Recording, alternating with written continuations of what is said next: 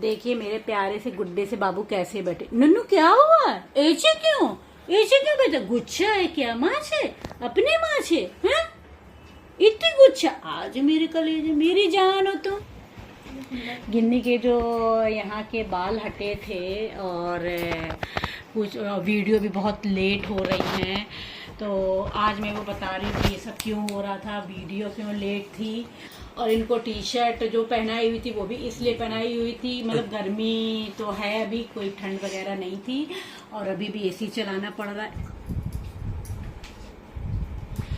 तो आप लोग को बताती, मेरी गिन्नी के जो यहाँ के बाल हटाए हुए थे वो इसलिए हटाए हुए थे क्योंकि मेरी गिन्नी का ऑपरेशन हुआ था यूट्रस का, और वो भी ऑपरेशन अचानक से हुआ था क्योंकि मतलब काफी टाइम से हम लोग ये सोच रहे थे ना कि इसका अल्ट्रासाउंड कराएंगे, पूरा चेकअप और कराएंगे बेटे का अपने। तो देहरादून में ले गए थे, देहरादून में इसके पापा ले गए थे यूं ही दिखाने के लिए, कहते हैं वहीं पे अल्ट्रासाउंड भी करा लूंगा क्योंकि वहां पे हॉस्पिटल बड़ा है, ज्यादा अच्छा है। मैंने कहा ठीक है, वो अपना लेके गए।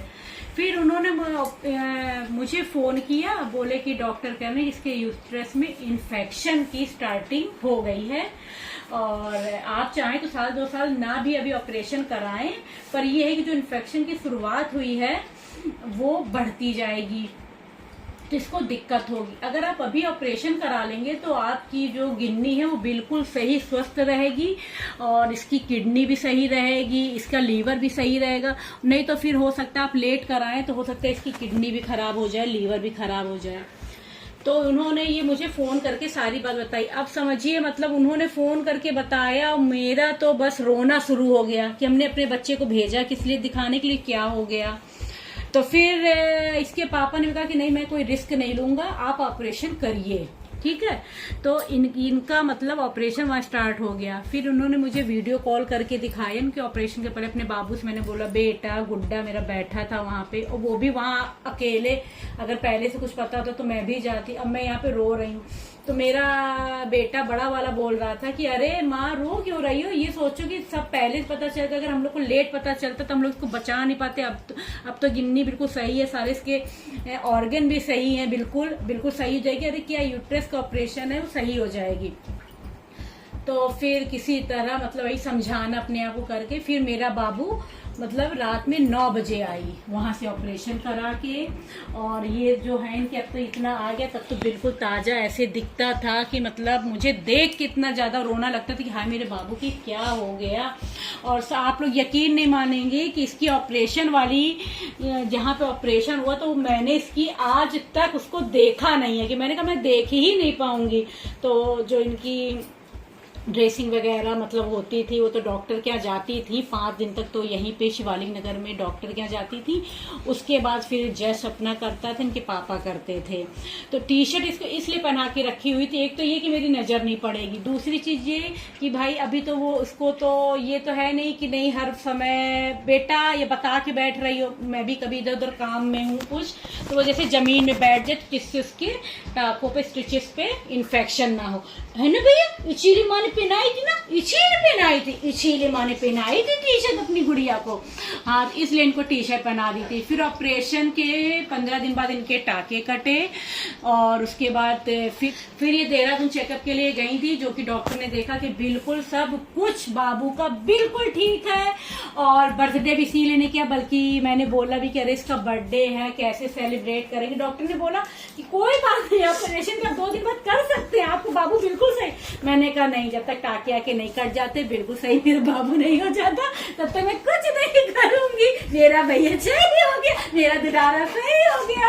हाँ, एक बात और, नन्नू रुको, नन्नू सुनो, पहले एक बात और बतानी ना, एक और बतानी है बात माँ की। हाँ सुन लो, हाँ बैठो, एक बात और। हाँ तब तक तुम लेट जाओ देख रहे शैतान बच्चे को। हाँ तब तक तुम सुनो, पहले एक बात बताते हैं ना, तब तब बताएंगे, वो बात बताएंगे, फिर हम लोग खिल्लू खिल्लू करेंगे।